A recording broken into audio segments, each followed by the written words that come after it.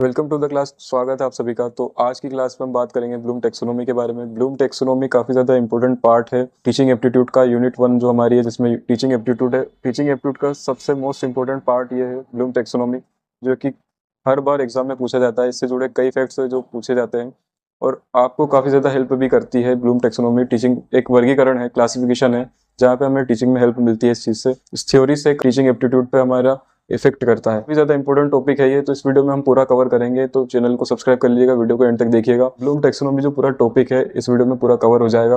Video को पूरा देखिए, ब्लूम टेक्सोनोमी से जुड़े सारे सवाल इसमें कवर किए जाएंगे, थ्योरी प्लस पीवाईक्यू दोनों इसमें कवर किए जाएंगे। वीडियो को एंड तक देखिएगा, काफी ज्यादा फैक्ट्स और इन्फॉर्मेशन आपको मिलेगी इस वीडियो से। ब्लूम टेक्सोनोमी दी गई थी बेंजामिन एस ब्लूम के द्वारा, जैसा कि इसके नाम से ही हमें मालूम पड़ रहा है। ब्लूम टेक्सोनोमी, टेक्सोनोमी यानी वर्गीकरण है हमारा, हायरार्किकल मॉडल है ये, सरल से जटिल की तरफ ही जाता है। What is Bloom taxonomy?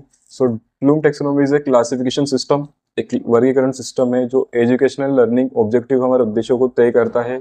शिक्षण में हमारे क्या उद्देश्य होने चाहिए, टीचर को लेसन डिजाइन करने में, एक्टिविटीज असेसमेंट यानी thinking skills from simple to complex way में हमें हमारे शिक्षण को ले जाने में मदद करता है। ब्लूम की टेक्सोनोमी शैक्षिक उद्देश्य यानी लर्निंग ऑब्जेक्टिव को वर्गीकृत करने की एक प्रणाली है।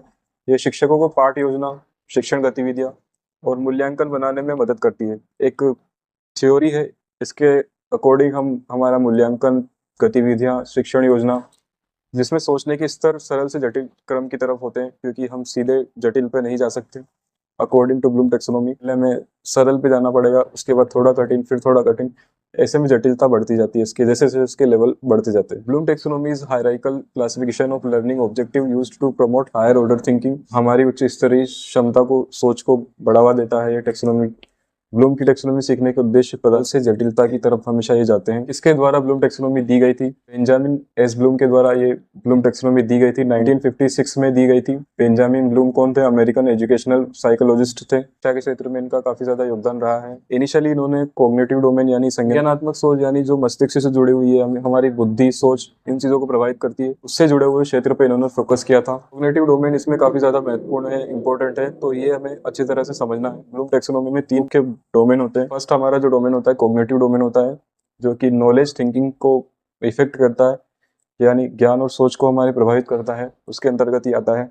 दूसरा हमारा डोमेन होता है अफेक्टिव डोमेन, जो हमारे एटीट्यूड, वैल्यूज, भावनात्मक भावनाएं या फिर दृष्टिकोण या फिर जो भी हमारी इमोशनल लर्निंग होती है वो इसी के थ्रू होती है। तीसरा हमारा डोमेन होता है साइकोमोटर डोमेन, जो कि हमारे स्किल्स, कौशल या फिर जो भी चीजें हम करके सीखते हैं, हमारी फिजिकली करके जो चीज से सीखते हैं, उसके अंतर्गत साइकोमोटर डोमेन आता है। कॉग्निटिव डोमेन है वो ज्यादा यहाँ पे इंपॉर्टेंट है हमारे लिए, तो उसको अच्छी तरह से हम समझेंगे। According to Bloom taxonomy cognitive domain level जैसे कि सिंपल से कॉम्प्लेक्स की तरफ जाता है, जिसमें हमारा फर्स्ट पॉइंट होता है नॉलेज। सबसे पहले हम नॉलेज गेन करते हैं किसी भी चीज के बारे में, फैक्ट्स फैक्ट्स देखते हैं, नॉलेज गेन करते हैं। सेकंड हमारा होता है comprehension, third application, then analysis, उसके बाद सिंथेसिस, फिर एवोल्यूशन। डोमेन के 6 भाग होते हैं, जो कि knowledge, compression, application, analysis, synthesis, evolution. First point हमारा था नॉलेज। इन 6 पॉइंट को हम डिटेल में पढ़ेंगे। अभी का पर्पस होता है कि classify educational object according to level of cognitive complexity. हमारे संज्ञानात्मक क्षेत्र के अनुसार सिंपल से कॉम्प्लेक्स की तरफ ये हमारी लर्निंग को ले जाता है। फर्स्ट हमारा जो होता है नॉलेज। नॉलेज में हम डेफिनेशन से याद करते हैं, रिकॉल करते हैं फैक्ट्स को, terms, basic concept of in answers, ये चीज़ें हम याद करते हैं। नॉलेज के अंतर्गत ये चीज़ आती है। डेफिनेशन इसकी ये है कि रिकॉल करते हैं हम फैक्ट्स को, बेसिक कॉन्सेप्ट हम याद रखते हैं एंड आंसर से याद रखते हैं।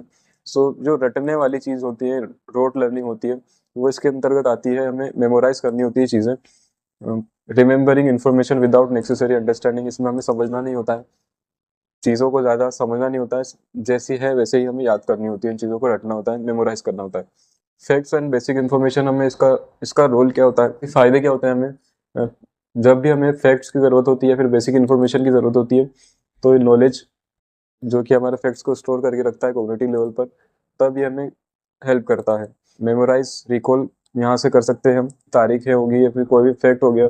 इसमें जो हमारे मेन कीवर्ड होते हैं, जिससे आप पहचान करोगे कि कॉग्निटिव लेवल के किस क्षेत्र में ये आता है। नॉलेज क्षेत्र में आता है तो किन चीज़ों से आप इसको याद रखोगे, तो इनके कुछ कीवर्ड होते हैं, जैसे कि डिफाइन, क्वेश्चन में आपसे पूछ लिया गया है कि डिफाइन कीजिए, या फिर लिस्ट, नेम, आइडेंटिफाई, या फिर रिकॉल। अगर ये वर्ड्स आपको दिखते हैं तो समझ जाइए कि नॉलेज लेवल से, नॉलेज क्षेत्र से ये चीज़ें आ रही है। तथ्यों, शब्दों, मूल अवधारणा और उत्तरों को याद करने के लिए काम आता है। जानकारी को सब बिना याद करना इसमें मुख्यतः आता है। जो चीज़ें हमने पढ़ रखी है उनको सिर्फ याद करना होता है, या फिर जब भी हमें उसकी आवश्यकता होती है तो फैक्ट्स हमें प्रोवाइड किए जाते हैं नॉलेज के अंतर्गत कॉग्निटिव लेवल पर। सेकंड हमारा पॉइंट है कंप्रेंशन, यानी अंडरस्टैंडिंग भी आप इसे कह सकते हो। सामग्री का अर्थ को समझना हमारा इसका मेन उद्देश्य होता है। तो किस तरह से हम समझ सकते हैं, समझ के हम इसे याद कर सकते हैं। एक्सप्लेन करना होता है कॉन्सेप्ट्स को। इनकरेज डिस्कशन भी इसमें होता है। इंटरप्रेट हम इसमें करते हैं, समराइज करते हैं। एक्सप्लेन इन ओन वर्ड, हमारे शब्दों में हम एक्सप्लेन करने लग जाते हैं किसी भी क्वेश्चन को, किसी भी चीज़ को, फैक्ट्स को। तो हम कंप्रेशन लेवल पे आ जाते हैं, यानी अंडरस्टैंडिंग लेवल पे आ जाते हैं। उसके बाद कीवर्ड होते हैं जहाँ से आप पता लगाओगे कि ये कौन से क्षेत्र में आता है। टेक्सोनोमी में अंडरस्टैंडिंग के अंतर्गत आपको कभी भी पहचान करनी हो तो उसके कीवर्ड्स होते हैं, जो कि हमारा एक्सप्लेन है। एक्सप्लेन करिए, क्वेश्चन में आपसे पूछा जाएगा कि explain anything that. Interpret, summarize करने के लिए बताया जाएगा। क्लासीफाई और कंपेयर, ये कीवर्ड जहाँ पे भी आपको दिखे तो ये समझ लीजिएगा कि अंडरस्टैंडिंग लेवल में आते हैं। थर्ड हमारा पॉइंट है एप्लीकेशन। एप्लीकेशन में हम नॉलेज को एक न्यू सिचुएशन में अप्लाई करते हैं।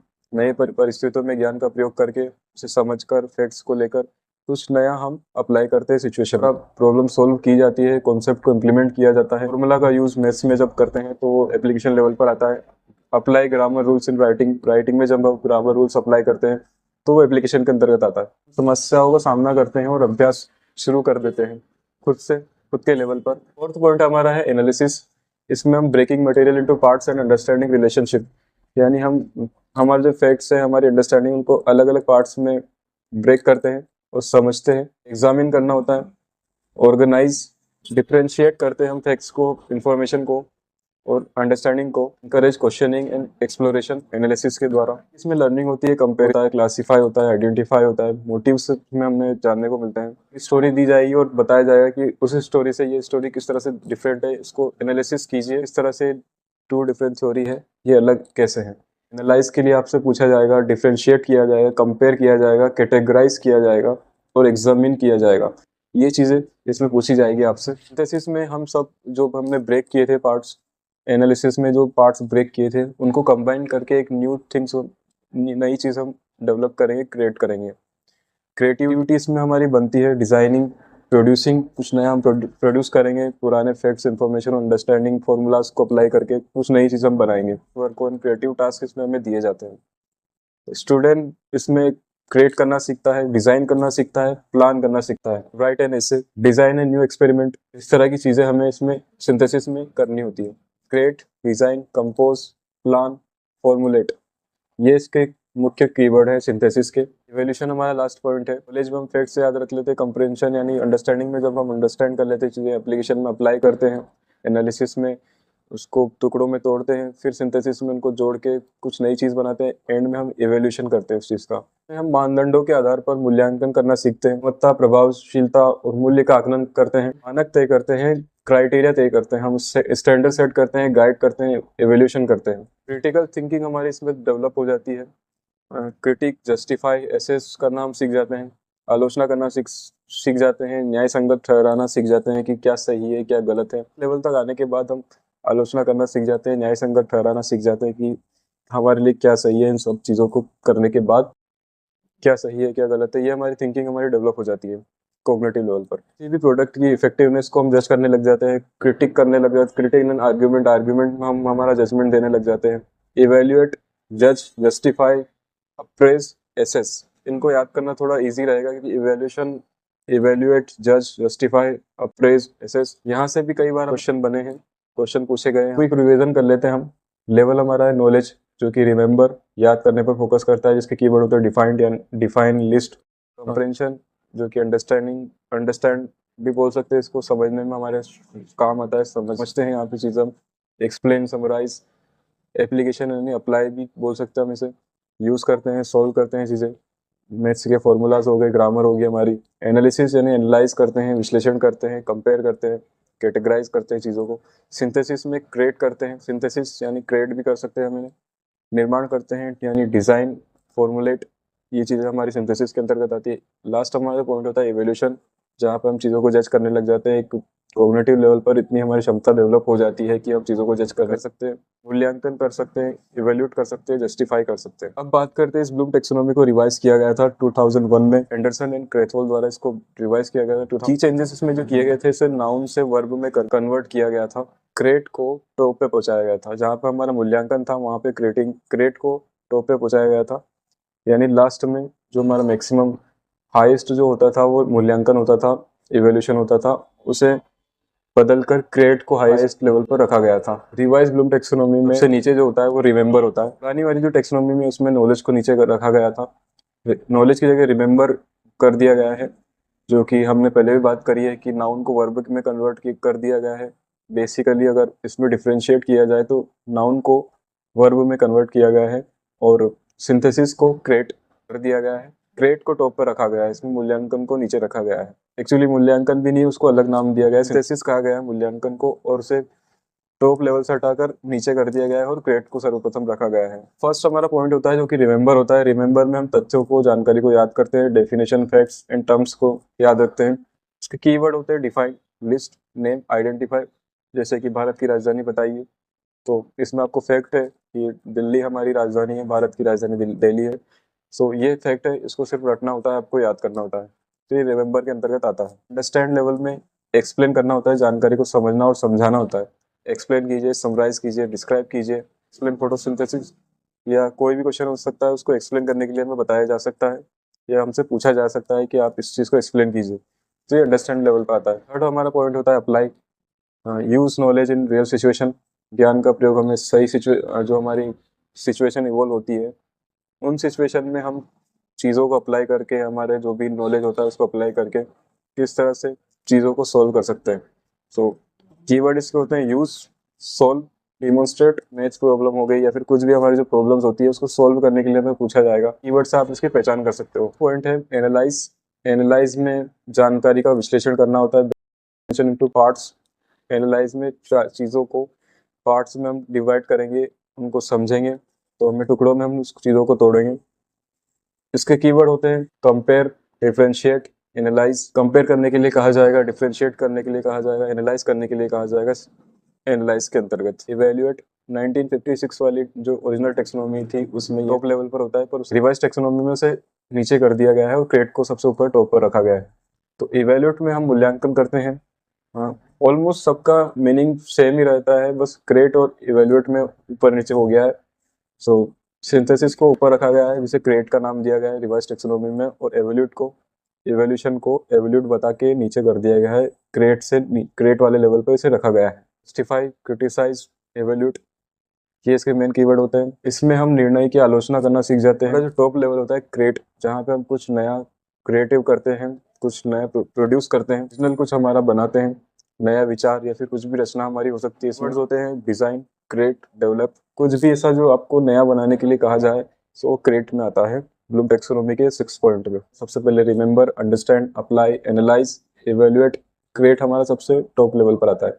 नीचे से ऊपर की तरफ जटिलता बढ़ती जाती है। बात करते हैं हमारे ब्लूम टेक्सोनॉमी के सेकंड डोमेन यानी अफेक्टिव डोमेन के बारे में, जो कि हमारे एटीट्यूड, भावनाओं या फिर इमोशन को इफेक्ट करता है। अफेक्टिव डोमेन में 5 लेवल होते हैं। रिसीविंग यानी सुनना, रिस्पॉन्डिंग यानी प्रतिक्रिया देना, वैल्यूइंग यानी महत्व देना, ऑर्गेनाइजिंग यानी मूल्यों का संगठन, कैरेक्टराइजेशन यानी व्यवहार में अपनाना।